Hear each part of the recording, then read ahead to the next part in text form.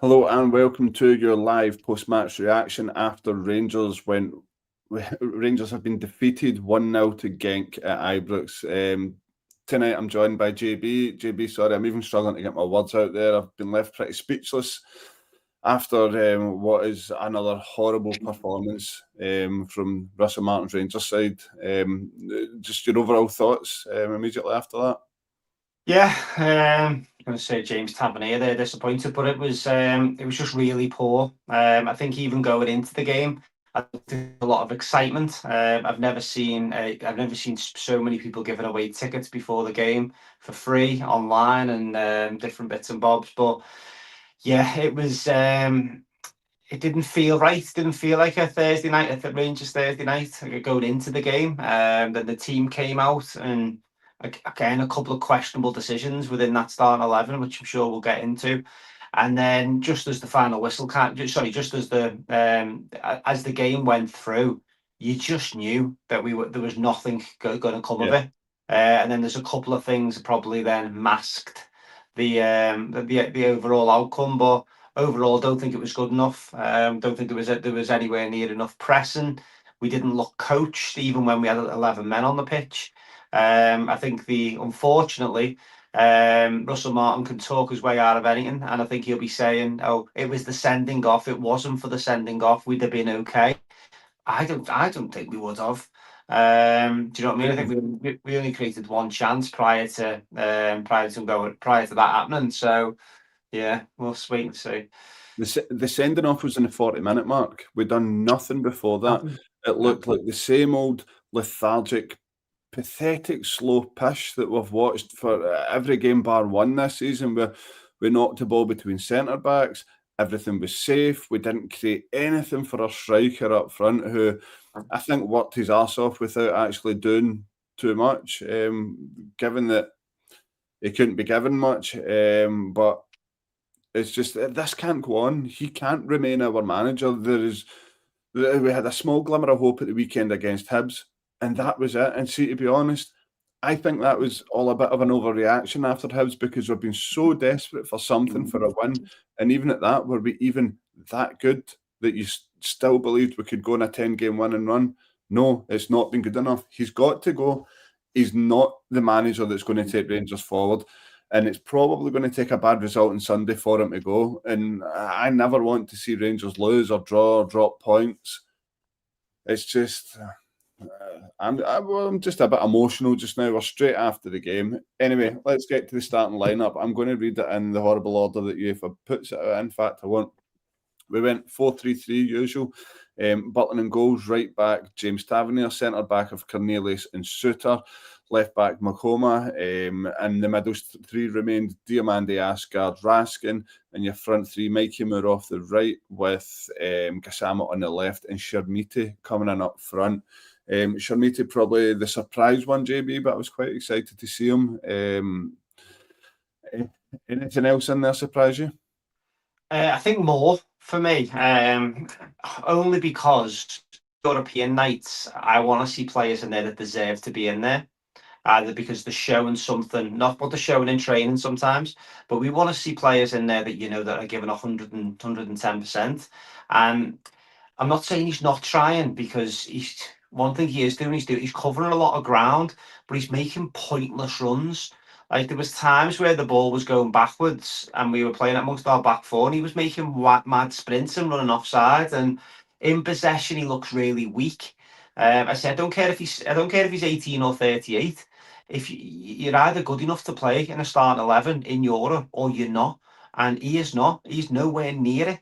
And again, it's not. I would say he's not the only one who would say underperformed today. I thought I thought Asgard was horrendous. I thought it's such a shame, because he was one I was really looking forward to. But I've got to say, in all the appearances I've seen so far, I've seen a couple of nice touches. He's one of my mates texted me. He's no better than Hadji in terms of. I'm not sure how many games or how many minutes he's had now. Has he created a chance? Has he had a shot? The only shot I can think of him having was a cross-come shot against Hearts, was it? He just doesn't look at it. That one that fell to him in the second At the half, second half, yeah. left foot. He's got a better technique than that. Again, you've got to hope that the players are going to grow into the share, because he, for one, looks petrified. Genuinely looks petrified, as in the atmosphere is playing on him. There was one with about 25 minutes to go. Tavernier had dropped it in behind, which was a crap pass, but it was there to be chased. It was there to be harried. He sprang for 5 yards and went, "Nah, I don't fancy that." Yeah, And and the then crowd decided to turned. try and keep it in. Right. And the crowd turned on him. But no, I think that just to back to your question, 11, I think it was. I mean, the back four kind of picked itself. We've left ourselves with no other options at left back, so I think the back four is picking itself. Max Aarons has been a horrendous signing. The fact he's just been bombed, I think, since pretty much Bruges, hasn't he? The midfield three, in hindsight, Asgard should have been nowhere near it. But again, we praised the midfield three on Saturday, and then the front three again. I wouldn't have had more anywhere near it. Feel sorry for Curtis. Yeah, Curtis me too. was. He must be asking himself, every time you put me on, I've offered something. I've tried. He's tried. At least he tries. Yeah, I think he's just. It's just really poor decision making. And I thought even towards the end there, go brave. Chimiti looked fit. He looked up for it. He looked game. He just needed somebody around him. Go two up top for the last 10 minutes. Do you know, like, but again, he's just that stuck in his ways in terms of the way that we wants to play his football and stuff. Throw kitchen sinks at things, get the Ibrox crowd up, get the fans on board. But Russell Martin has stunk the place out. Let's have it right, and so much so that if that reflected in the crowd tonight and the atmosphere, it got to the point tonight where the fans were basically saying, "Go on, you show us that that almost needed to earn the support." Which, given what we've been through as a club and as a fan base over the years, I think we do need to expect that. I'm not saying we're sitting here entitled, because, as I say, we've been down to Division 3 in Scotland, been to the arse end of nowhere. But one things we've seen, and I said this on a few pods a few weeks ago, we've had worse Rangers teams than this and performed much better. I'm talking your Senderosses and your Harry Forresters and all these type of guys. But they genuinely looked, when they had the shit on, they didn't have the ability, but they had the heart, and they had the bit of dig to try and go for it. This mob just don't look at the players just don't look up for it at all. They do not look motivated. First half, Chimiti was running around like a headless chicken, closing down. There was one point where he forced 3 or 4 passes, and their goalie just found their holding midfielder. And I think Diamandi had been given the particular task to go and track him, and was 10, 15 yards off him. And it's just like, come on. Like, the crowd would have ran with you if you could see that there was effort going in there tonight. But there was Yeah. nothing. There was nothing. The only thing we created in the first half was a set piece for John Suter to header.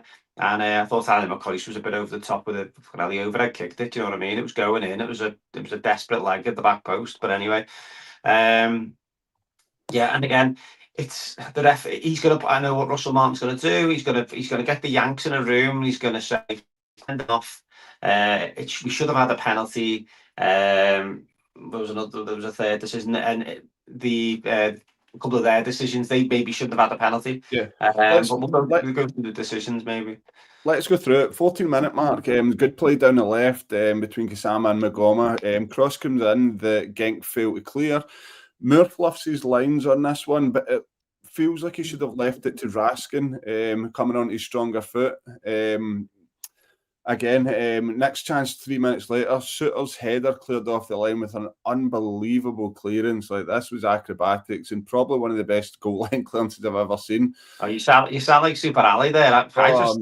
He's passionate about it. I'm passionate about my football. But Genk go down the park straight after that, and it's not like this was open play. Like, the game stopped, and then they went down the park, and Miss is an absolute sitter for them. It just felt like it was open season down Magoma's side. They created a few chances in the opening sequence down his side, and yet we just looked so vulnerable at the back. And by the way, thank you everyone for the comments. I can see them. They're just coming in thick and fast, and I will get to them. But yeah, JB, as I was saying, although we've created a really good chance, or well, from a set piece, Suter's very unlucky, if not for the boys' acrobatics.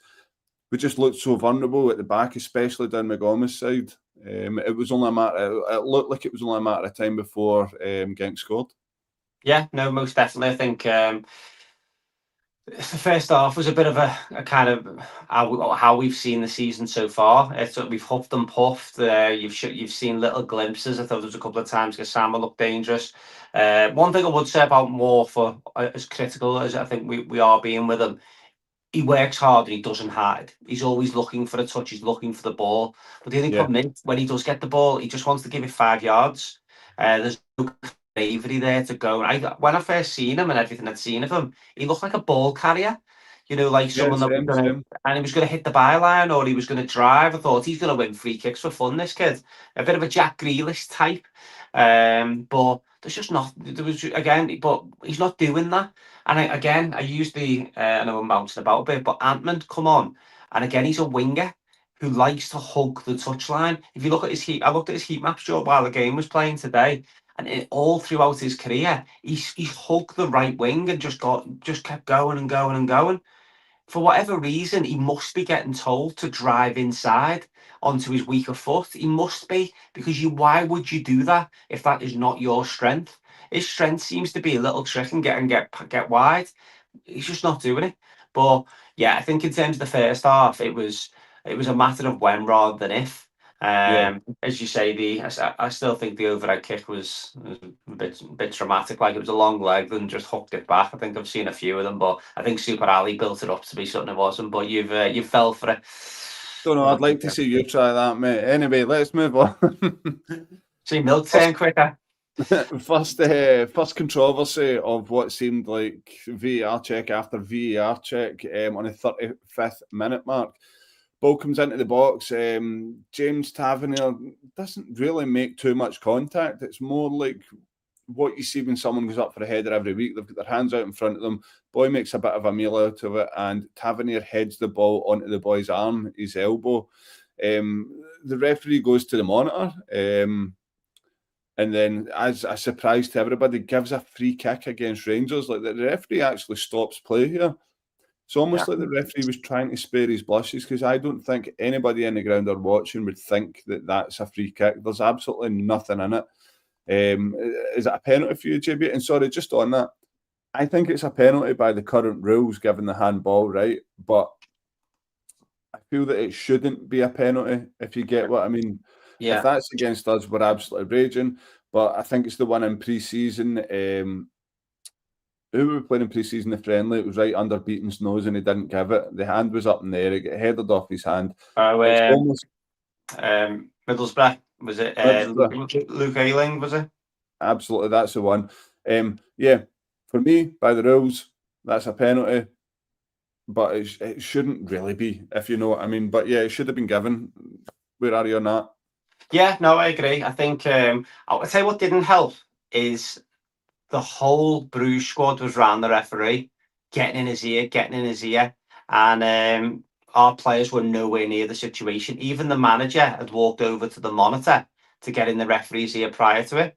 I thought even throughout the night, I thought we were very naive in a lot of situations. It was almost a case of, we were too nice.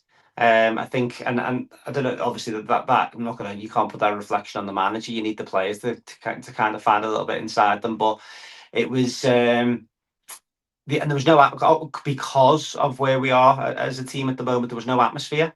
So with the atmosphere, if that had been a red hot atmosphere, a typical Thursday European night atmosphere, we'd have been singing, we'd have been everything. It was silent, which then it made probably a combination of all of these things kind of made life easier for the referee.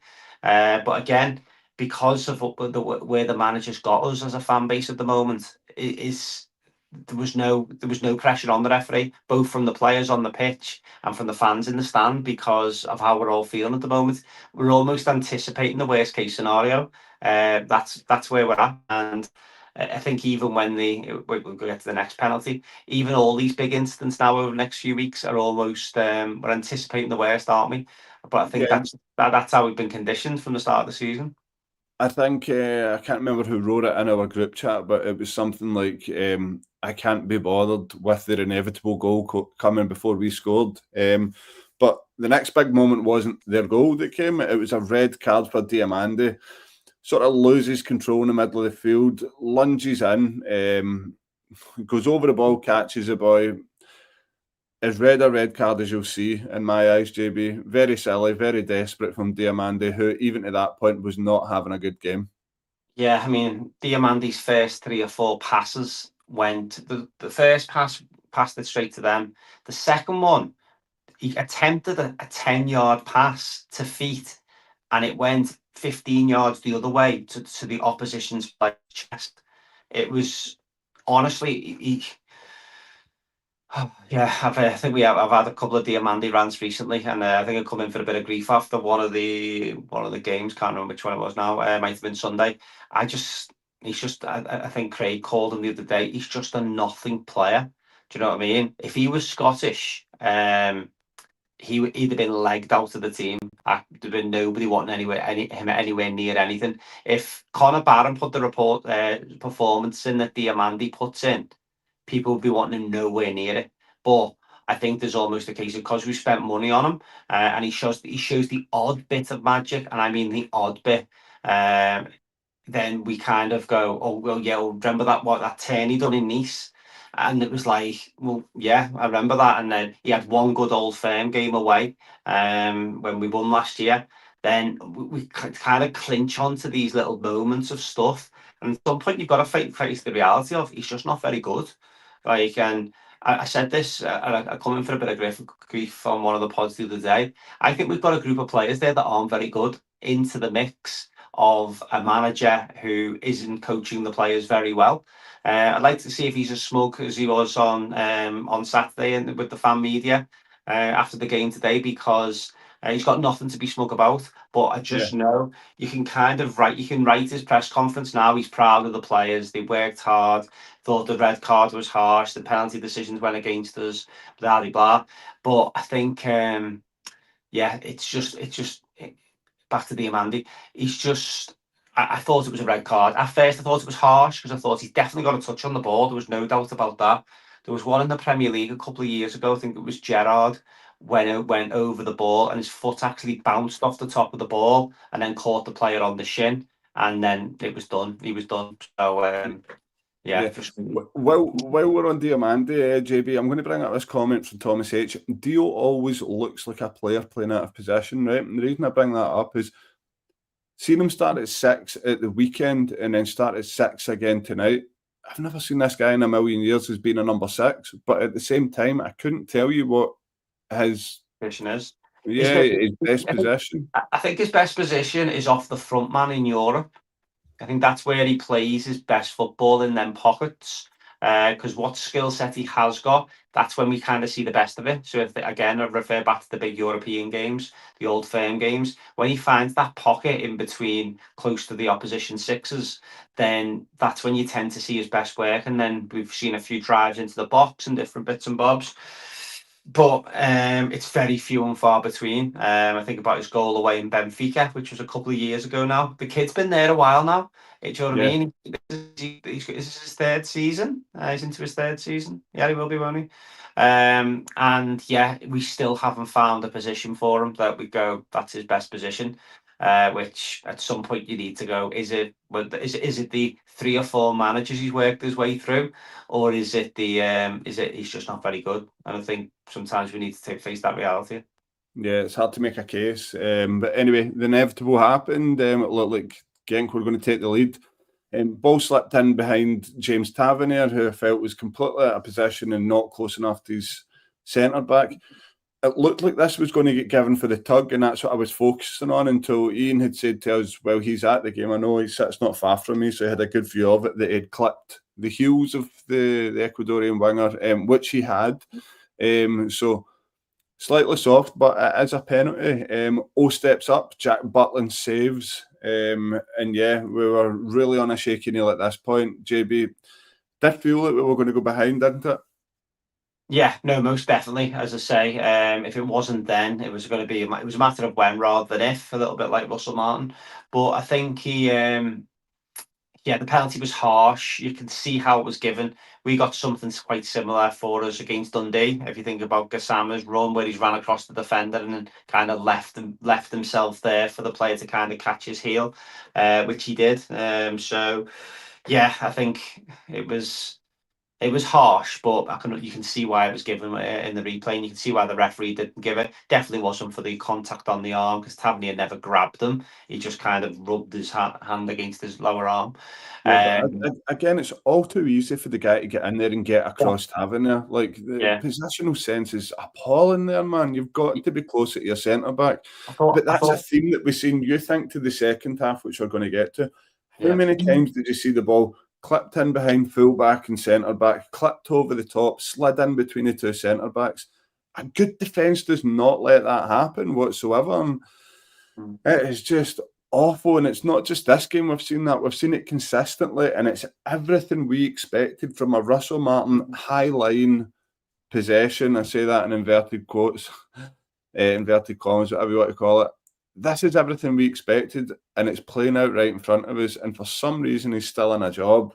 yeah. And Magoma, again, if we're going all in, Magoma, I thought was absolutely all over the place in the first half. I know McCoist went all in on him a couple of times. His positional sense tonight was horrendous. Where I did have sympathy with him was Suter was playing like a right back to allow James Tavernier to go forward. So therefore, Cornelius was getting dragged across, which then left a huge gap between their right winger, their number 8 that was bombing on, and the centre forward peeling off. So at times it was almost like 3v1.5, if you will. Yeah, So I did feel for him in that because he's damned if he does, if he damns if he don't. But there was one where he should have went inside and he never, and then the next one he was too far wide. So it was again a really difficult night for the kid. But we've left ourselves in that position by the summer recruitment. We've gone in. We've decided to go in with one left back, and again an untried and tested left back. I think again, not against Magoma. The kid seems like a really honest guy. He's putting himself about. Even towards the end, he was still charging on, still bombing on, still looking to create. I actually thought he was going to be our best outlet for creating something. yeah. Very Between him similar, and Kasama.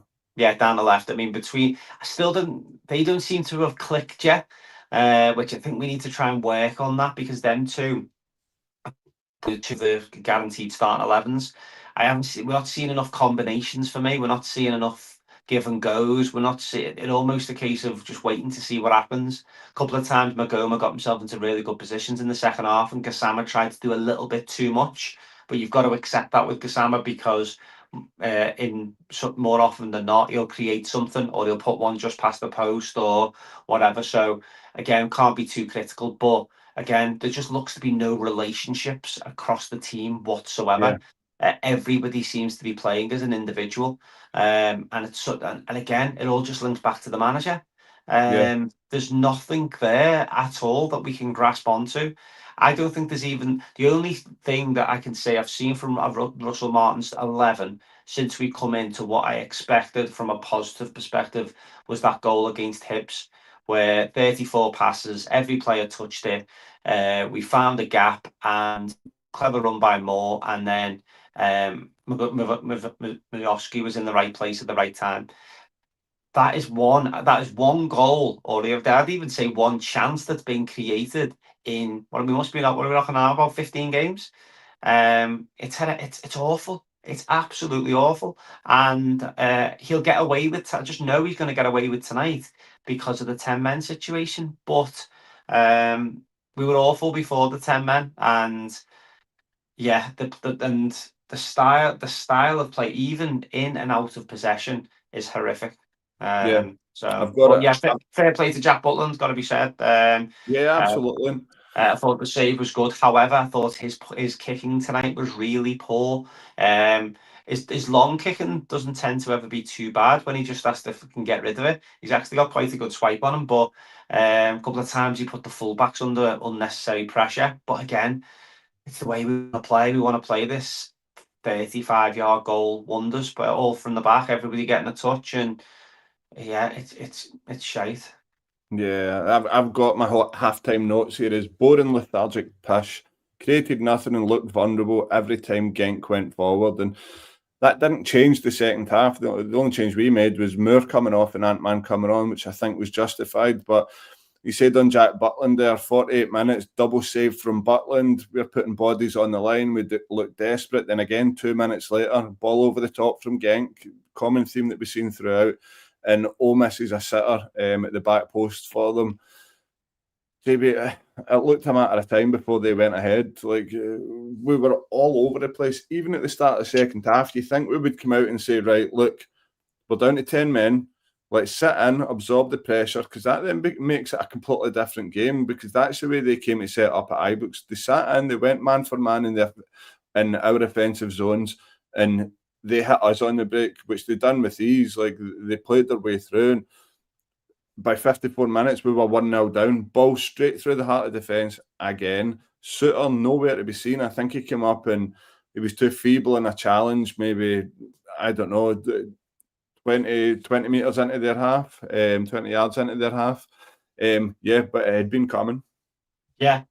Yeah, you bang on with Suter, by the way. And again, I think we've been drawn into John Suter being a good player because he's been the best of a bad lot for a wee while. It's kind of like when Darren McGregor won our player and the Players Player of the Year, and you were kind of like best of a bad bunch here, and then he goes and we go and like release him. Yeah, Connor Goldson was chased for much less than John Suter. Again, jumps back into sometimes there's just been a habit of certain individuals just seem to, for whatever reason, just seem to be really, really liked and really loved, and fans don't tend to turn on certain individuals. But no, I think there was Ant-Man ran his absolute arse off, closing down the fullback, making sure he didn't foul and being sensible, looking for a gap. All he wants to do is force that defender to clear it. The defender didn't even look, don't think he really looked up. He just kicked it to get rid of it. It wasn't a pass. And then you just knew it was going to fall to one of them, because all night we haven't got that hunger to get in front of the man. And then John Suter just tried to jockey him, stand him up, one touch, bang, into the midfield. Raskin probably could have done a wee bit more, I think, from memory. And then one ball through the middle, and then obviously the goal as well. So it was, yeah, it was coming. It was a matter of when rather than if, but come to expect it. And the worst thing is, I'm not speaking on behalf of everyone, you don't even feel disappointed because you're almost built to like kind of accept this is going to happen at some point. That's when we are. Whereas normally when we can see the goal, I'm head in hands and like, oh my God, can't believe it. Gutted, right? Come on, let's bounce back. But it's like, all right, okay, yeah, there you go. And if we score, I'm more shocked. If we create a chance, I'm like, oh bloody hell, didn't see that coming. It's like it's just horrendous, and it's like when we're dying to latch onto something, we're dying to latch onto something good. But again, the sending off has killed any chance of Russell Martin going today, because he'll just point to that. I never thought he would go today, regardless of the result. I said it on Tuesday night that unless it was a hammering. Yeah. It could have been when you look, right. They've scored from that. They've missed a penalty. They hit the post in the first half. The 69th minute, I'm looking here, ball over the top again, all scores again, and the defence are found wanting. Every time that we've expected from Martin has come true, but that one was chopped off. That could have been 4 or 5-0, JB, against a Genk side that have won 2 of the last 8 games and currently sit 14th of the 16-team Belgian league. That's who we've just lost to, 1-0 at Ibrox. They've came here and got a result. Did their keeper make a save over the 90 minutes? I can't. Not that I can think of. No. A couple of defender blocks maybe, but no, just no. It's just it's a typical performance of what we've seen so far this season. Yeah. The only small bright spark I could say is probably JD Gassama looked by far our best player. Again, the only one, maybe between him and Magoma, that was going to create something. The one he's whipped past the post, again, you can't even class that as a chance being created. That's a moment of individual brilliance that he's very unlucky not to score. But again, the keeper doesn't even have to make the save. It's so poor. And then 80th minute, just reeks of Russell Martin throwing as much shit as he can to see what can stick. Triple change, Shermiti, Cornelius and Asgard, which completely confused me. He goes to a back three, but taking Cornelius off to put Magoma into a back three, just to me, scattergun approach, a manager that just looks completely desperate, completely out his depth, and he's done well to talk himself into this job via PowerPoints. Yeah, again, back to even towards the end, as I say, Chimiti looked quite fit, I thought. I thought he looked up for it. I mean, we've probably got to talk about the big number 9. I thought he worked his arse off. And I thought he showed bits of quality as well at times. You can see there's something there. My only big concern is he doesn't look like a goal scorer. As in, he doesn't seem to have that hunger of like looking for a tap in. There was a couple, not that we created much, to be fair, but there was a couple of times where we got the ball wide and he was standing on the edge of the box, kind of waiting for something to happen. Now the kid hasn't played a lot of football the last few years, so he's going to need a lot of coaching to probably pull the best out of him. But in terms of rawness, yeah, I think there's something there. I think we've got to park the price tag because it's gone, and I don't think we can blame the player. I think we've just got to base the player on what's there. Does he deserve a chance ahead of Danilo, Miovski? It's between them 3 now to find who's best starting. It doesn't matter. Danilo cost us 6 million. Miovski's cost us 3.5, whatever that came out at in the end. And obviously the big fellas cost us, if reported to be correct, upwards of 10 million. That's got for, as far as I'm concerned, that has gone, the fee.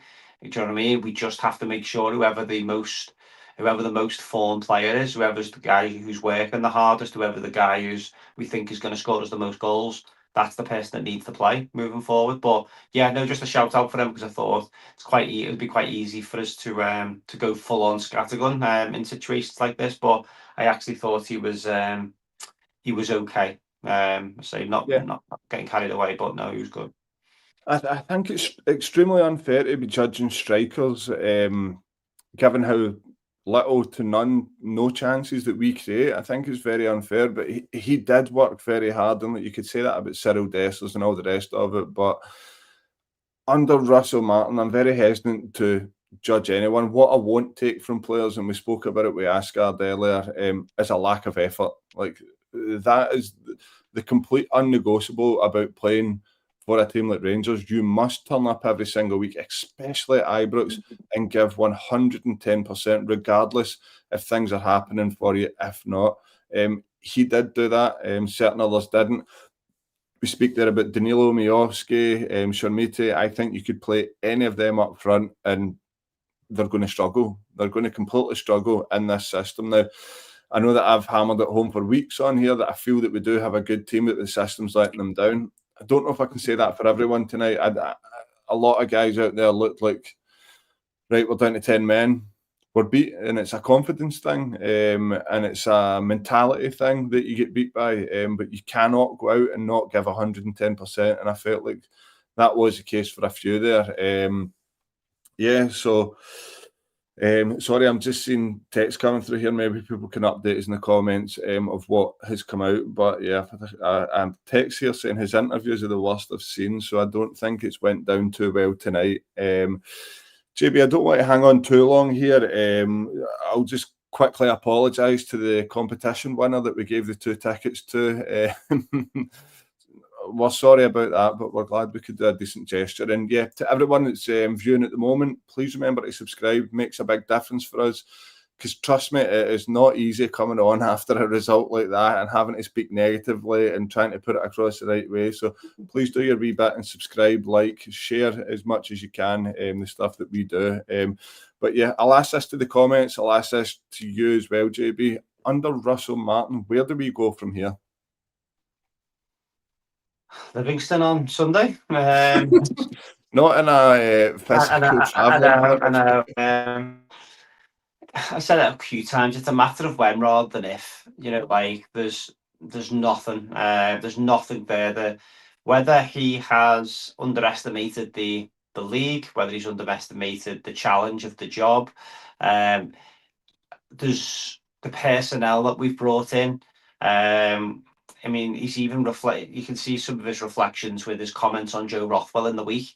There's someone that he's worked with for a full year, and he thought he had the temperament and the ability to come up to Scotland and be an integral part of his team. And now he's coming out and saying, oh, he struggled to settle.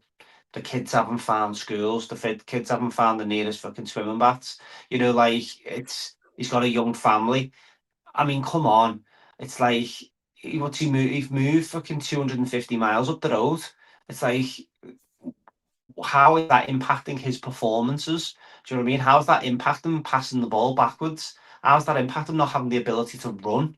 You know, like, and so I think in terms of any of the signings linked to Russell Martin, who he's worked with in the past, I think have been absolutely horrendous. But I don't, and again, you then got to then start to look at what research has been done on the character of some of these players, because I think some of these players look absolutely petrified to be there.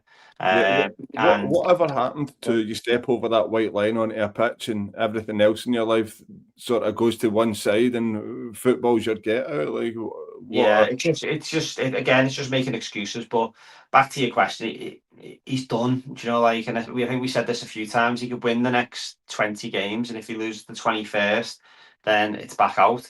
It's just not going to happen. You can smell it. I've said that a few times.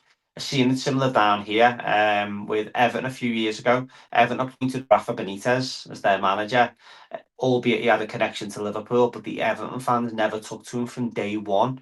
And we did a bit of a basket case anyway in terms of off the field stuff. But once you know that your managers, people are looking for excuses even when they play well to pull them up on.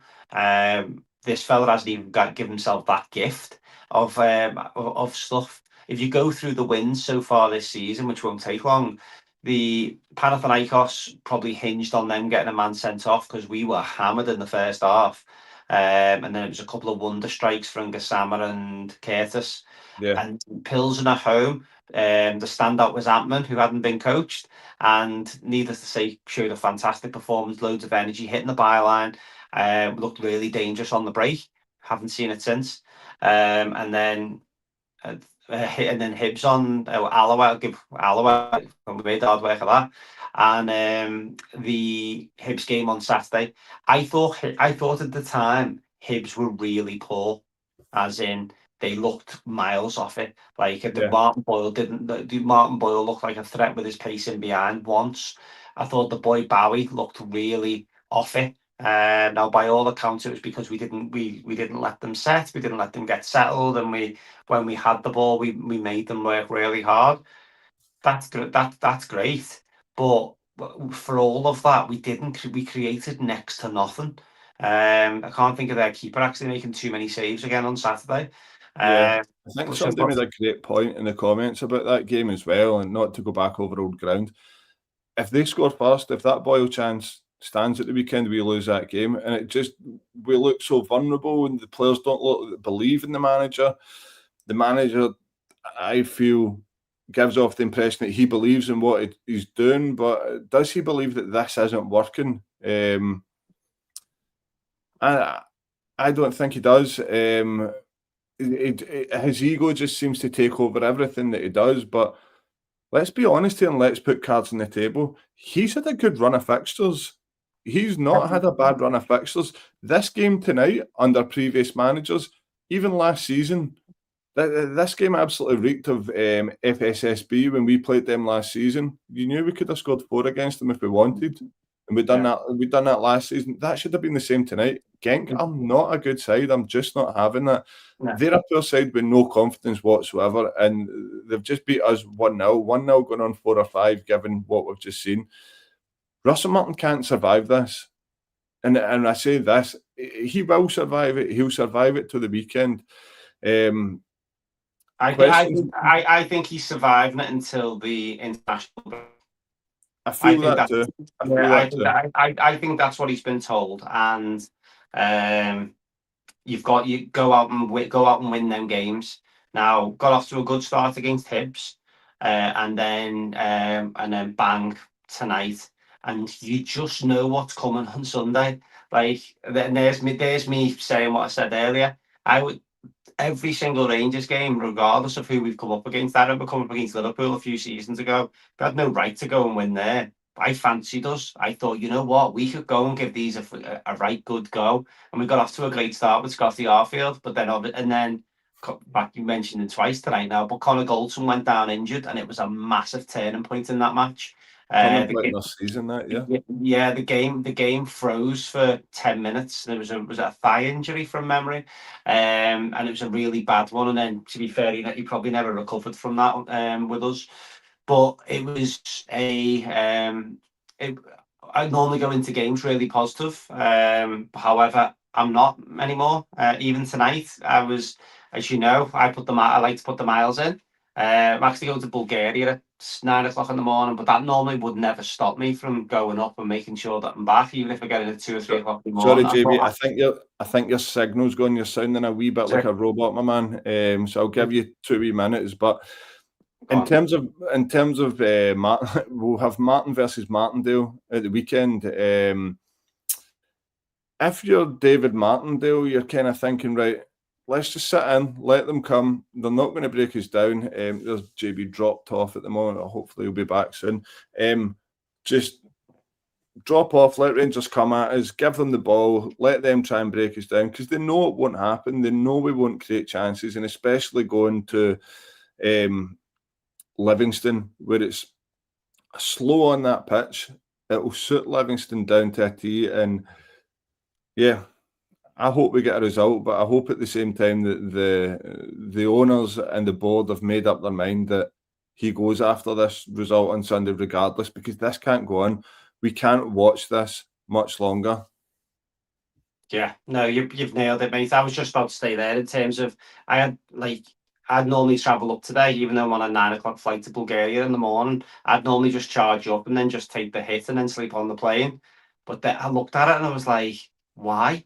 Do you know what I mean? So I was able to give me ticket away, and that's where it's got me. Do you know, like it's not nice feeling like it, but this is what he's done to the he's actually killed the atmosphere. Tonight it needed an early goal. It needed something to spark it, and I don't think he knew that. I don't think he knows that, because he doesn't get it. So no, he's done. Yeah. We'll not hang about any too much longer, but thanks as ever to everyone that's tuned in. Thank you for all the comments, the likes, the shares, everything. Please make sure you're following us on wherever you get your podcasts. We're available everywhere, and please make sure you subscribe. JB, always a pleasure to have you here, but not in the nicest of circumstances. I hope you enjoy Bulgaria tomorrow. And let's hope the next time we are on here together that Russell Martin is not the Glasgow Rangers manager. Good night, everyone.